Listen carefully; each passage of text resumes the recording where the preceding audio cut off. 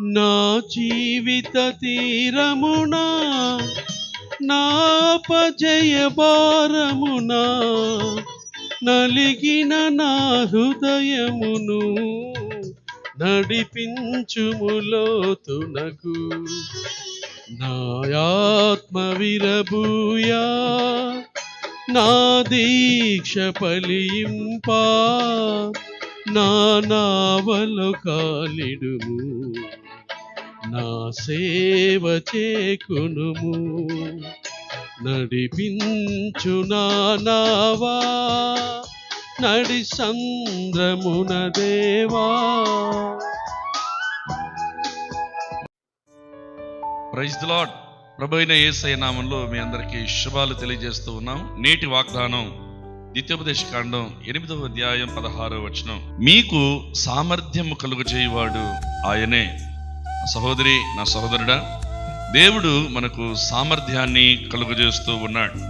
ఈరోజు ఒకవేళ నాకు ఎటువంటి టాలెంట్ లేదు, నేనేం చేయలేకపోతున్నాను, మంచి ఉద్యోగాన్ని పొందుకోలేకపోతున్నాను, చదువులో వెనకబడిపోతున్నాను అనుకుంటున్నావా? దేవుడు సామాన్యుల ద్వారాగా గొప్ప కార్యాలు చేసే దేవుడు ఆయన.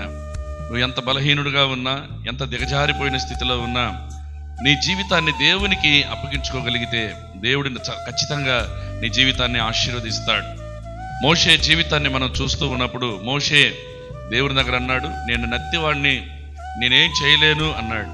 నత్తివాడైన మోషే ద్వారాగా దేవుడు ఐగుప్తులో గొప్ప అద్భుతాలు చేయించాడు. పరిశుద్ధ లేఖనాల్లో 5 గ్రంథాలను రాయించాడు. దేవుని మహిమార్థమై అనేక గొప్ప కార్యాలు చేశాడు. నత్తివాడైన మోషేను వాడుకున్న దేవుడు తప్పకుండా నిన్ను కూడా వాడుకుంటాడు. ఫిలోమోను పత్రికలో మనం చూస్తాం, ఒనేషియం ఒకప్పుడు దొంగ, ఒకప్పుడు దోచుకున్నట్టు వాడు, కానీ తన జీవితం ప్రభువుకు అప్పగించుకున్న తర్వాత పౌలు గారు ఒనేషియంను గురించి ఇలాగన్నాడు, అతడు మునుపు నిష్ప్రయోజకుడు, కానీ ఇప్పుడు అందరికీ ప్రయోజకుడు. అవును, యేసుక్రీస్తు ఈ లోకంలో నిష్ప్రయోజకులను, ఏ తలాంతు లేని వారిని, ఎటువంటి చదువు లేనటువంటి వారిని తమ జీవితాలు యేసయ్యకు అప్పగించుకున్నప్పుడు వారిని ప్రయోజకులుగా యేసయ్య చేశాడు. శిష్యులు కూడా సామాన్య కుటుంబంలో పామరులుగా ఉన్నటువంటి వారిని ఈ లోకాన్ని తలకిందులు చేసేవారిగా దేవుడు చేశాడు. ఈరోజు వాక్యం వింటున్న సహోదరి, సహోదరుడా, దేవుడు అంటున్నాడు, మీకు సామర్థ్యము కలుగజేస్తాను, మిమ్మల్ని ఆశీర్వదిస్తాను, సమాజంలో మీకు ఒక మంచి పేరునిస్తాను. అదేవిధంగా నువ్వు ఏదైతే ఎదురు చూస్తున్నావో దాన్ని పొందుకునే విధంగా దేవుడు సహాయం చేస్తాను అని అంటున్నాడు. రండి, మీకోసం ప్రార్థన చేస్తాను. పరిశుద్ధుడా, ప్రేమగల మా తండ్రి, మీ పాదాలకు వందనాలు, స్తోత్రాలు. మీకు సహాయము, సామర్థ్యము కలుగజేసే దేవుడను నేనే మీరు వాగ్దానం చేస్తూ ఉన్నారు.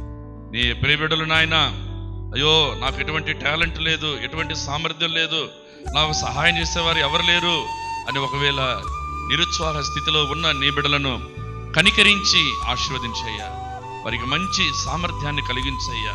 ప్రయోజకులుగా మార్చు నాయన. మంచి ఉద్యోగాలు దయచేయి తండ్రి, మంచి వ్యాపారమును దయచేయ్యా. నీ బిడ్డలను మీరు ఆశీర్వదించయ్యా. మీరన్నారు, నన్ను నమ్మిన బిడ్డలను తలగా ఉంచుతానన్నారు, తోకగా ఉంచనన్నారయ్యా. నీ బిడ్డలను తలగా ఉంచి ఆశీర్వదించమని యేసయ్య అతి పరిశుద్ధ నామంలో ప్రార్థించి వేడుకొనుచున్నాము తండ్రి. ఆమేన్.